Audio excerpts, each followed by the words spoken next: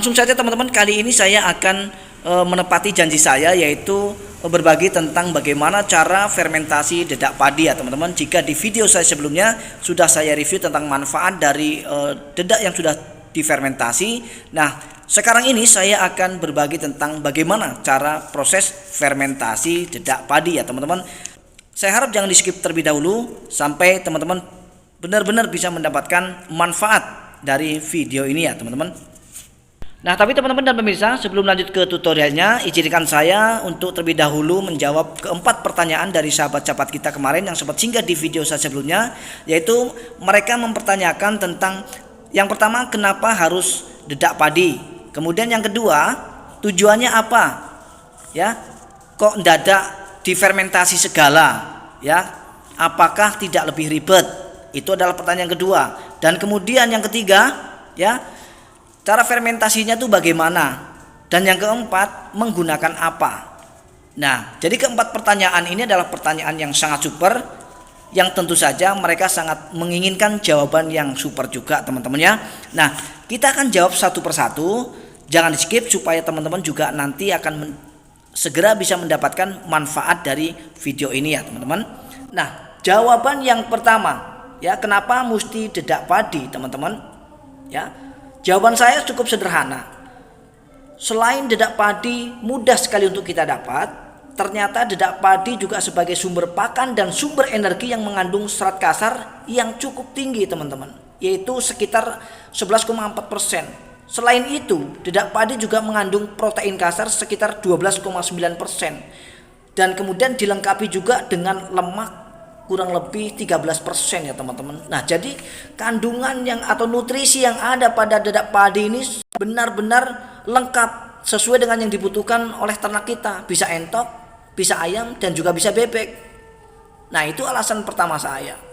Dan pertanyaan kedua, ya, tujuannya apa? Kok mesti difermentasi? Ya, apa tidak lebih ribet? Tentu saja sesuatu yang berproses, sesuatu yang ribet itu biasanya mengandung nilai plus. Itu menurut saya. Ya, akan tetap berbeda teman-teman. Ketika kita proses dengan kita tidak proses, ya, pasti akan berbeda.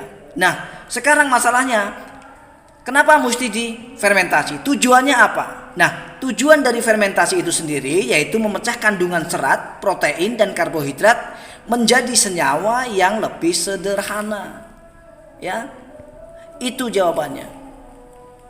Kemudian pertanyaan yang ketiga dari teman-teman kita, jadi proses fermentasinya itu menggunakan apa? Ya, jadi di sini sudah saya siapkan ya teman-teman. Ya, inilah jawabannya tanpa harus saya katakan pun, tanpa saya harus bilang, mungkin teman-teman sudah mengenal ya apa ini M4. Dan kemudian nanti akan saya campur dengan bahan ini. Ya teman-teman, nanti saya akan sampaikan. Nah, kemudian pertanyaan yang keempat, bagaimanakah cara fermentasi dedak padi? Nah, proses kali inilah yang akan menjawab dari pertanyaan keempat ini tadi ya teman-teman. Nah, jadi mari kita ikuti proses fermentasi dedak padi ya teman-teman. Nah, teman-teman dan pemirsa, jadi kita sudah siapkan, sudah sediakan sekitar 5 kg dedak padi. Nah, pertanyaannya, berapakah takaran airnya? Nah, jadi takaran air untuk 5 kg dedak padi yaitu 25% dari bahan. Jadi kalau dedaknya 5 kg, maka kita membutuhkan air sekitar 2,5 liter air.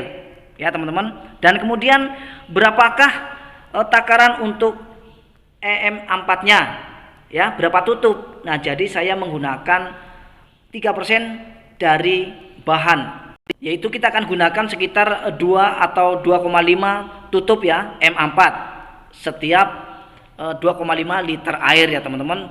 Nah, kita akan tuang M4-nya ini ke dalam air sekitar 2,5 liter ini yang sudah kita sediakan, dan kemudian nanti kita akan campurkan dengan bahan ini yaitu gula merah. Ya, mengenai manfaat dari gula merah itu sendiri sudah ada di video saya sebelumnya. Ya, jadi tidak perlu saya panjang lebar menjelaskan di video ini, nanti durasinya akan terlalu panjang, tentu saja nanti akan memakan waktu lama. Silahkan dicek di video saya sebelumnya ya teman-teman, manfaat dari gula merah ini, kenapa mesti menggunakan gula merah. Nah, kita akan tuang teman-teman M4-nya ini sekitar 2,5 tutup atau 2 tutup lah cukup ya teman-teman ke dalam 2 liter air yang sudah kita sediakan ini, dan kemudian kita akan campur dengan gula merah yang sudah kita cairkan ini ya teman-teman.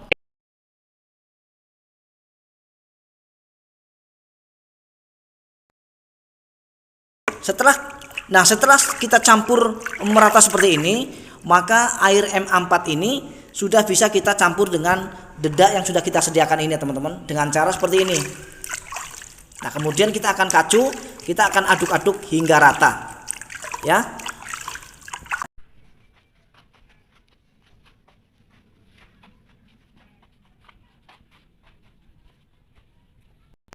Nah, setelah tercampur rapi seperti ini teman-teman, kita langsung bisa memasukkan dedak yang sudah tercampur M4 ini ke dalam tong yang sudah kita sediakan ya.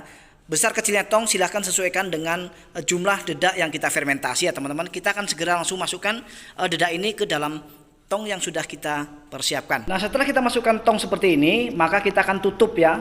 Ingat, tutupnya harus betul-betul rapat. Bisa menggunakan plastik, bisa menggunakan goni, bisa menggunakan apapun medianya. Yang penting judulnya rapat ya teman-teman. Sampai betul-betul tidak ada sirkulasi udara ya teman-teman, rapat. Kita akan ikat.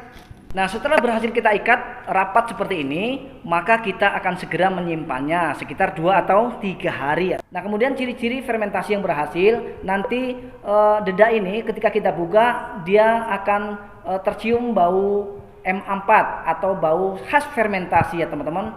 Kemudian ciri-ciri yang kedua akan ada seperti jamur putih-putih seperti itu teman-teman. Tapi itu tidak membahayakan, tapi bagus ya buat pakan ternak kita.